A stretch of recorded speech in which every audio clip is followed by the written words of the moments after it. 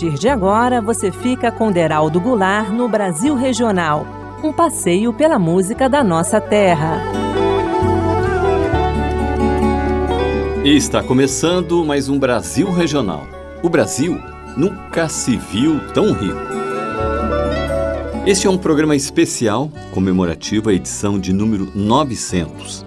No ar desde 2001, o Brasil Regional atinge essa marca histórica, levando aos ouvintes a riqueza cultural brasileira feita nas capitais e também nos lugares mais recônditos deste imenso país. E por meio da nossa rede de divulgação, o apreciador da música regional pode acompanhar a programação tanto aqui no Brasil, como também em vários países que acompanham a Rádio Senado, onde quer que esteja. E para ilustrar esse programa comemorativo, Brasil Regional tem o prazer de receber Renato Borghetti. Seja bem-vindo. Muito obrigado, é um prazer estar aí com os teus ouvintes do Brasil Regional. E o prazer é todo nosso. E é o seguinte, Renato, a nossa sonoplasta, a Cristiane Melo, ela vai deixar tocando um pouquinho mais Sétima do Pontal, que desde o primeiro programa nos acompanha. Olha que legal, que legal. E Renato, como é que você fez essa música? Você e o Veco, né, criaram essa canção. E foi na beira do Guaíba, é? Isso, o Veco tocou muitos anos comigo. Ele é o guitarrista dessa banda chamada Nenhum de Nós, que é uma banda de rock gaúcho também, muito conhecida, muito boa.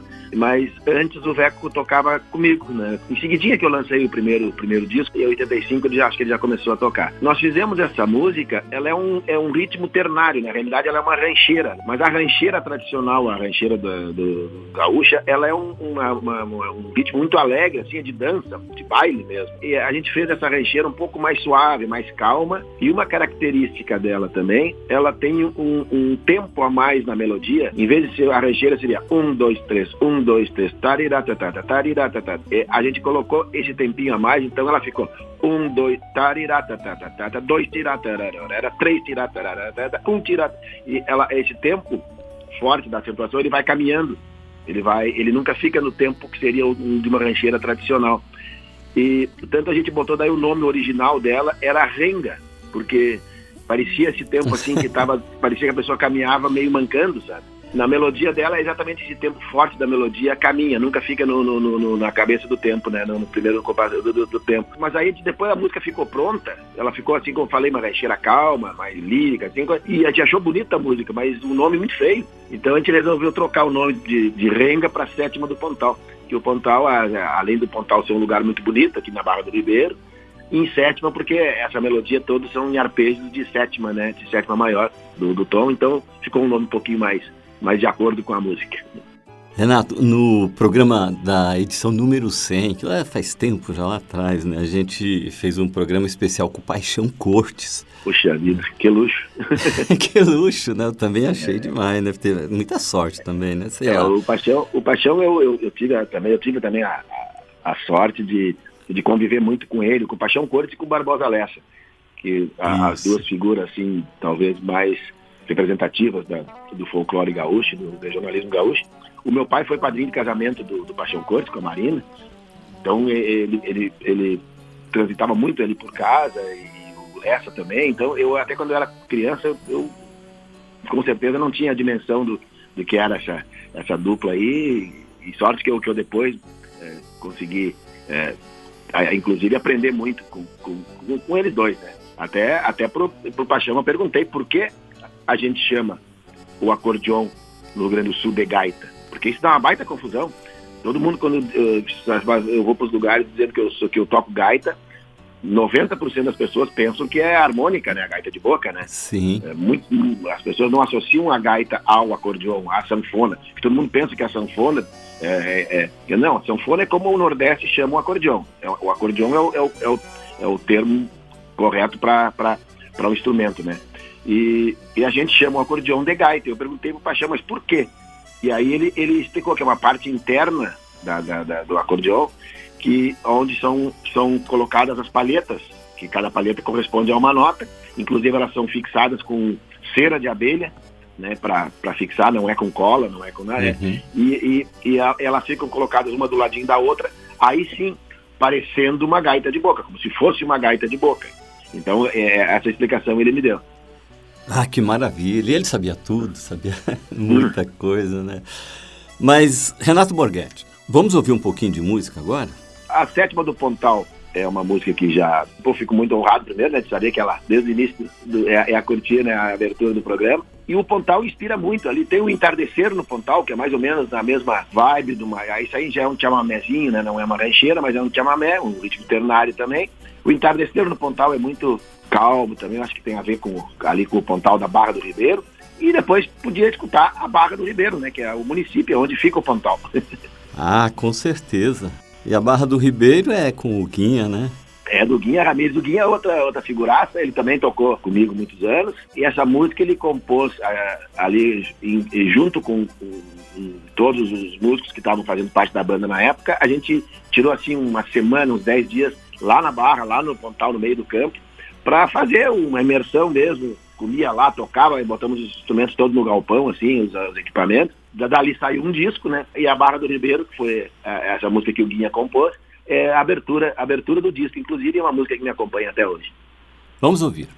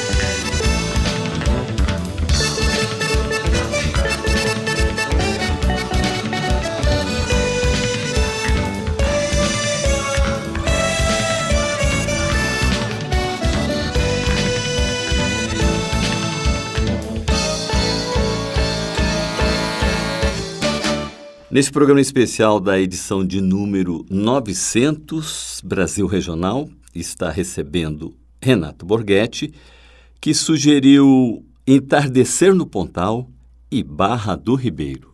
Renato, você ganhou uma gaita ponto quando tinha 13 anos, salvo engano, do seu pai, né? Rode? Rode Borghetti, tá com 92 aí. Firme. Eita, tá firme e forte, né? Eu ganhei uma gaita de 8 baixos, quando era criança ainda, não como um instrumento musical. Eu ganhei como um brinquedo, porque ela era pequena, né?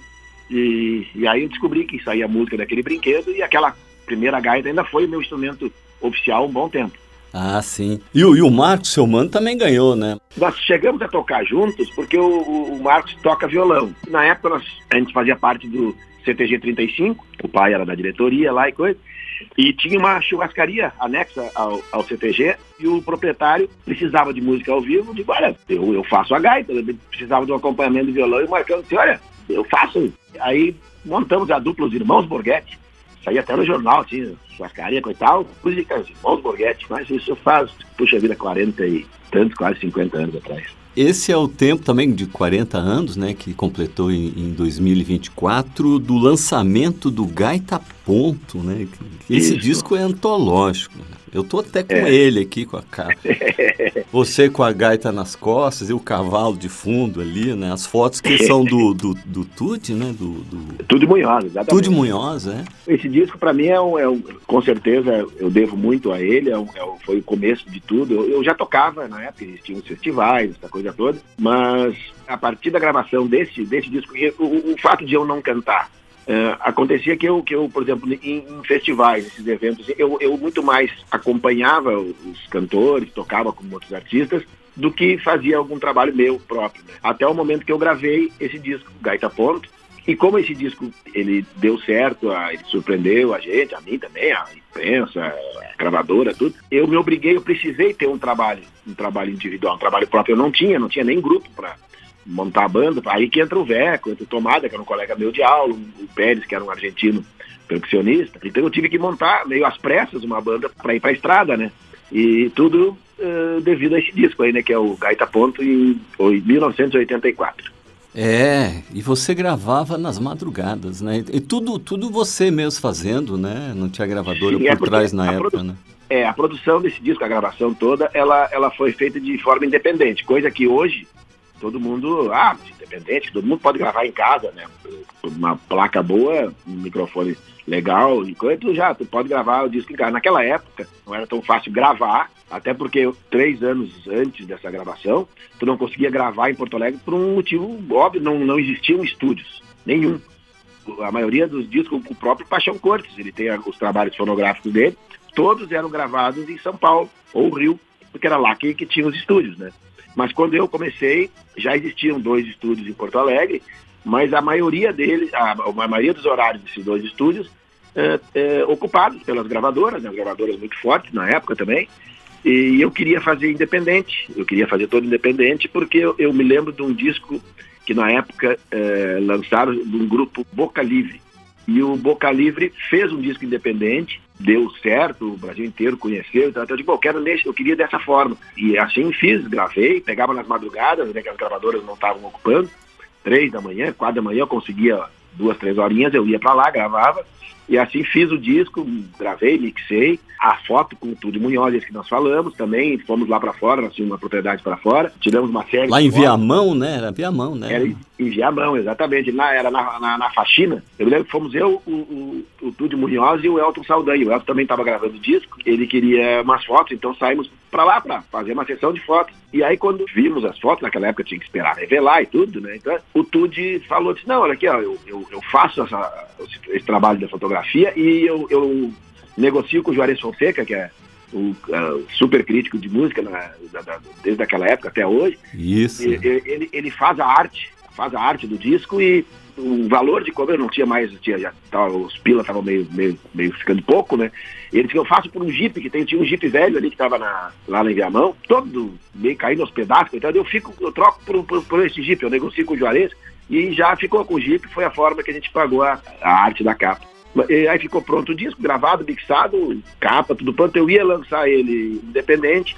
Começou uma gravadora aqui, estava sendo criado uma gravadora que tinha uma mídia de televisão bastante forte, era ligado à RBS, que é representante da Globo aqui. A Som Livre era, né? Era a Som Livre, era um departamento da Som Livre, que era a RBS Discos, que fazia, estava criando esse selo e fazia muito comercial de televisão durante o dia, né? Mas num primeiro momento só Rio Grande do Sul e Santa Catarina, onde eles atuavam. Mas como o disco começou a dar certo, aí a Som Livre mesmo, do lado do Rio, ela começou a colocar essa mesma divulgação nos outros estados, o que eles chamavam na época, eu me lembro, Brasil 2, que Brasil 2 era o Brasil menos Rio e São Paulo. Mas pelo menos eu consegui bastante divulgação no interiorzão do Brasil, que foi muito legal. E até hoje é o único disco que recebeu o disco de ouro, né? Pois é, eu ainda hoje faço muito instrumental, mas eu, principalmente naquela época, eu nem sabia que eu fazia muito instrumental, né? Porque eu simplesmente não cantava, né? E fiz o disco, e aí quando veio essa venda, que, como eu falei, surpreendeu bastante, quando chegou nos 100 mil discos, aí dá o disco de ouro, né? Sim. E aí a gravadora falou que instrumental era o primeiro, não tinha outro. É precursor, Renato, você é precursor aí. O repertório dele é muito bom, ainda hoje eu toco muitas músicas desse disco. Eu ia justamente falar disso, que a primeira que abre é clássica no Brasil inteiro, é Milonga para as Missões, né? Exatamente, do mestre Gilberto Monteiro, ele é super gaiteiro de mão cheia aqui. E tem músicas exemplo, Mercedita é outra música que eu toco em blues direto, né? Quilômetro 11, Redomona, tem um Shot, o Sem Vergonha. Então ele é um disco que tem um repertório legal, né? Então, um dos motivos, né, talvez também de ter dado tão certo. É verdade. Então vamos ouvir mais um pouquinho de música agora? Vamos escutar então a Milonga para as Missões e Mercedita. Vamos ouvir.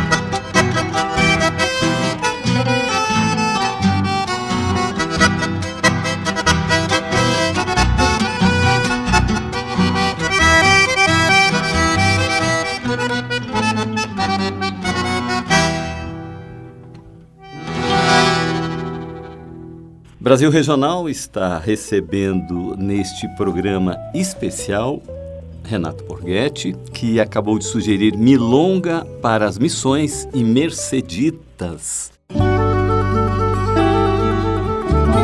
Você está com Brasil Regional.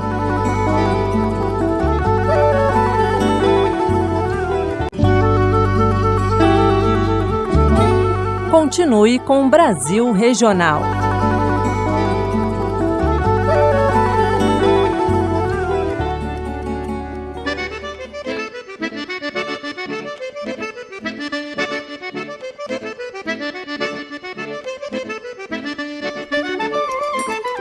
Brasil Regional está recebendo neste programa especial Renato Borghetti.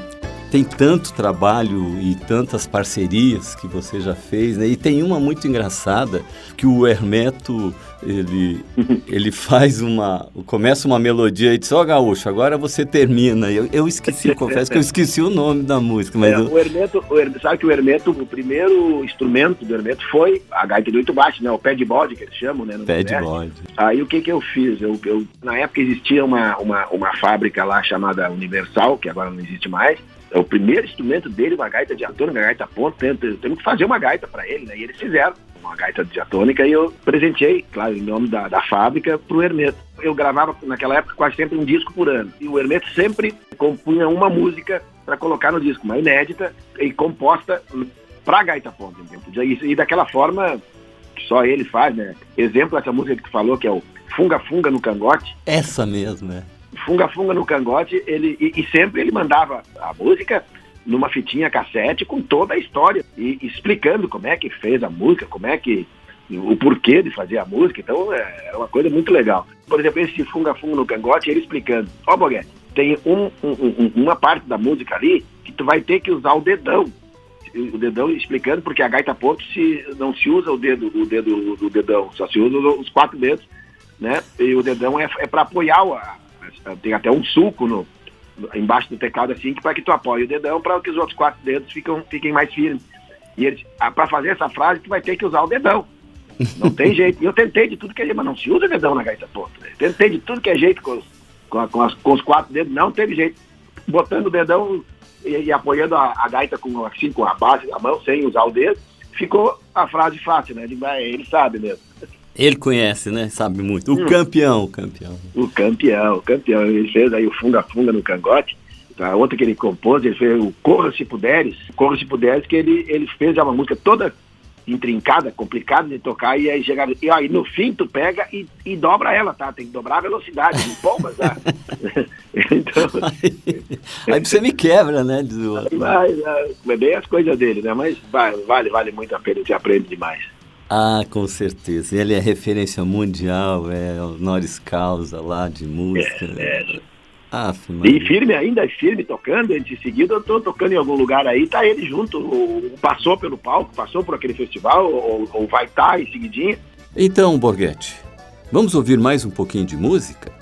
Nós podíamos ouvir Hermeto então, né? A gente podia escutar o Funga Funga no Cangote, e nós podíamos escutar também o Corra Se Puderes. Ele dizia que, naquela fitinha da explicação, ele dizia que compôs a música que ele lembrava quando ele dançava nos bailes lá, quando ele era mais jovem. Sim. E tinha aquele cheiro da moça no cangote dela, que ele cheirava, então ficava na lembrança daquele cheiro. E a música, então, tinha que ter o Funga Funga. A gente tocava a frase, tinha que fazer o funga mesmo, senão a música não estava. Então a gente tinha que fazer conforme a orientação dele. Então vamos ouvir.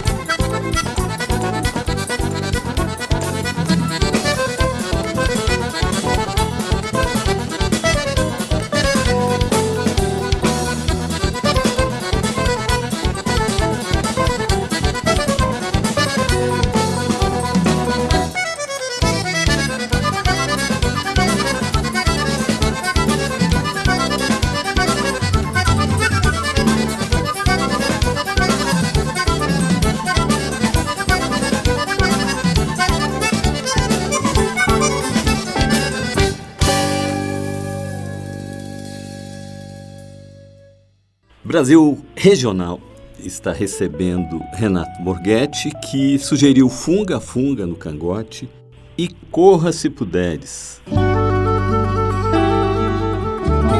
Você está com Brasil Regional.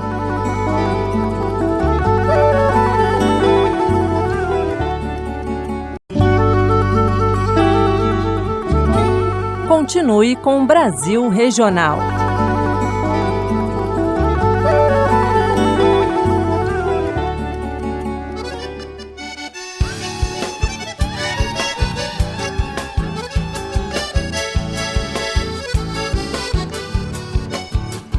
Nesse programa especial da edição de número 900, Brasil Regional está recebendo Renato Borghetti.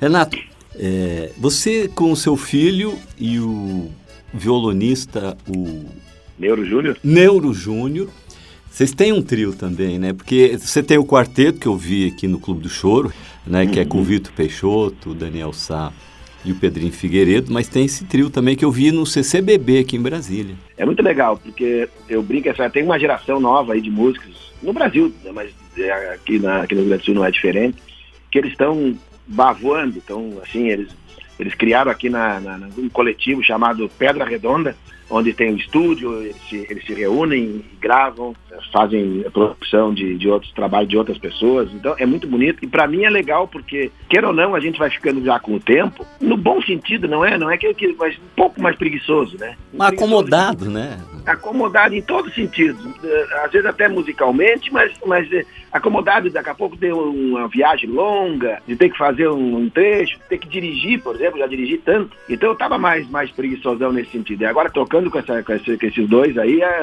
eu pego o carro e precisa fazer 1.000 quilômetros, fizemos, dá tudo certo. Eu encaro no Dominguinhos que gostava também de uma estrada, né? Mas embora e é muito legal e o trabalho acaba soando bonito, né?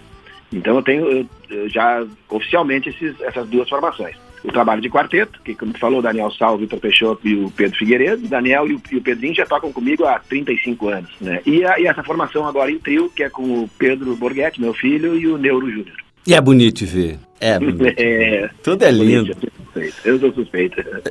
Não tem jeito, né, Borghetti? E agora, Borghetti, a gente vai falar um pouquinho dessa fábrica de gaiteiro que você tem lá em Barra do Ribeiro, né? Que é um trabalho maravilhoso. Eu tive a oportunidade lá de conhecer. Você foi muito gentil em nos receber e mostrar a fábrica toda do início até o final do processo. Depois tivemos que fazer um sacrifício, tomar uma cervejinha também, que ninguém é de ferro. Pois é, cara. E lá na cervejinha, olha a nossa ousadia, que tava o João Roberto Neck e o Duda Gomes. Percussionista, super músico. O João Roberto Neck, o violonista, né, que toca com as cordas viradas. E a gente teve a ousadia, o atrevimento de mostrar algumas composições nossas para você ali. Você ouviu com toda a paciência e tal. Claro. E o lugar ali também pedia a música, né? Pedia a beira do rio ali, né? A beira do rio, Guaíba. Mas então, e essa fábrica aí, Marco? Como é que veio essa ideia? O lugar também é muito específico, né? Muito legal, a beira do Guaíba. Nós chegamos a ter umas 30, 40 fábricas de acordeões no Brasil, a maioria no sul, de São Paulo para baixo, mas elas todas foram desativando, falindo, migrando para outra atividade, principalmente moveleira, talvez pela madeira e coisa, né? Sim. E chegou um momento que nós ficamos sem nenhuma fábrica de acordeon no Brasil. E isso me acendeu, assim, um alerta de, tem alguma coisa errada. Imagine um forró sem sanfona, uma música caipira sem o acordeon, uma música gaúcha sem a gaita, né? Isso pode, a médio e longo prazo, ter alguma consequência. A gaita é um instrumento europeu, né? Ela chegou no Brasil pela imigração. Então existem belas fábricas de acordeão na Europa, principalmente na Itália, mas são instrumentos muito caros. O mais simples de lá é um instrumento quase proibitivo aqui, para muita gente. E os instrumentos fabricados aqui, mesmo os antigos, mesmo os reformados, também parte de um valor um pouco alto para uma criança, por exemplo, que vai começar a se interessar por tocar o instrumento. Então, o que eu fui atrás? A gente fabricava acordeões há 40 anos, 50 anos atrás, hoje é possível, não que seja fácil, mas é possível. Eu fui atrás tentando ver se existia algum maquinário, não existia praticamente nenhum, Mas as pessoas que chegaram a trabalhar nessas fábricas, o conhecimento, muitos estão trabalhando assim em casa mesmo, fazendo esse reparo de instrumentos, afinação, reparo de folha, essa coisa. E eu fui atrás desse pessoal e fui montando, fazendo matriz e comprando equipamento, adaptando equipamento, fabricando equipamento também, que tem alguns que são muito específicos. E montei uma pequena fábrica, primeiro na cidade de Guaíba, próximo de Porto Alegre, e depois aí quando deu a oportunidade, ali na Barra do Ribeiro, que é onde eu moro hoje, né? Então, na beira do rio, um prédio antigo, um prédio quase centenário, aí eu consegui passar a fábrica para lá, a escola para lá, e a gente está na Barra hoje com a fábrica. Então, a gente fabrica um instrumento do zero hoje, nós não terceirizamos nenhuma peça, nem palheta, nem botão, nem madeira, nem nada. A gente compra toda a matéria-prima bruta e dali sai a gaita, né? Mas a única diferença de uma fábrica, por isso que é a fábrica de gaiteiros, a gente, quando fica pronto o instrumento, a gente não vende nenhum, a gente não comercializa. A última etapa, que seria a venda, toda a produção é destinada ao ensino de crianças, jovens de 7 a 15 anos, de forma gratuita. Então a gente oferece as aulas, né? E eles podem levar o instrumento para casa para estudar sem precisar comprar. Então, exatamente para desse problema que tem, da dificuldade de instrumentos, dificuldade de professor, né?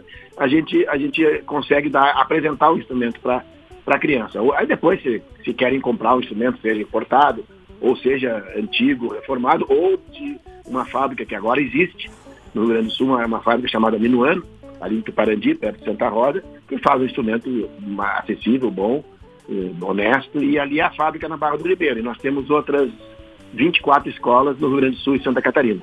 O trabalho maravilhoso, hein? Nossa Senhora. Renato, vamos ouvir então, para finalizar agora, mais música? Podemos sim. Nós podemos escutar um chamamé, que é um chamamé que é bem conhecido também, o quilômetro 11. Sim. O quilômetro 11 é um chamamé muito, muito legal, eu tenho a gravação do primeiro disco e tem uma gravação que é de um outro disco chamado Acordeonista, que eu acho que nesse disco nós podíamos escutar o quilômetro 11 e podia escutar também o Shot Laranjeira, que é um shot recolhido pelo Paixão Cortes, nós falamos dele. Foi. É um shot do folclore gaúcho que a gente fez também um arranjo para o Shot Laranjeira. Vamos ouvir.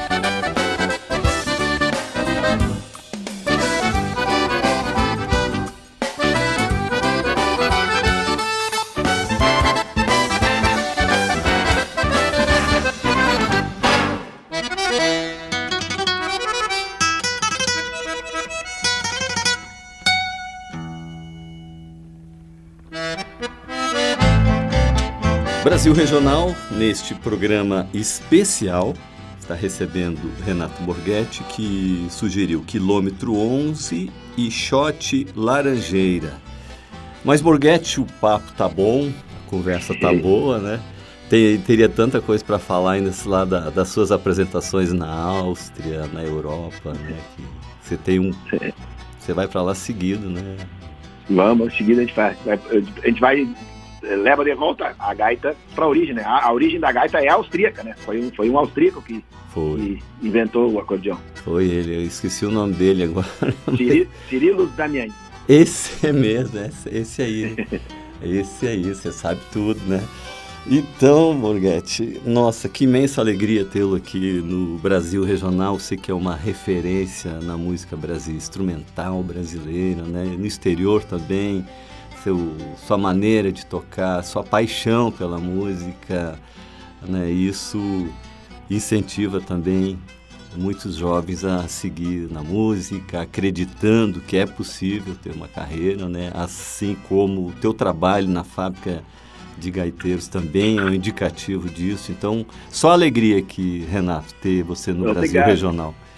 Muito obrigado, eu fico muito honrado de estar participando do programa de número 900, né? 900. Puxa vida, já é uma história também linda, né? Pô, obrigado pelo convite. E agora é rumo ao 1000, né? Então, a gente rumo ao 1000, vamos lá. Vem o 901 e depois o 999. Que venha 1000. Que venha 1000. Muito obrigado, Borghetti. Grande abraço para você. Um abraço para você.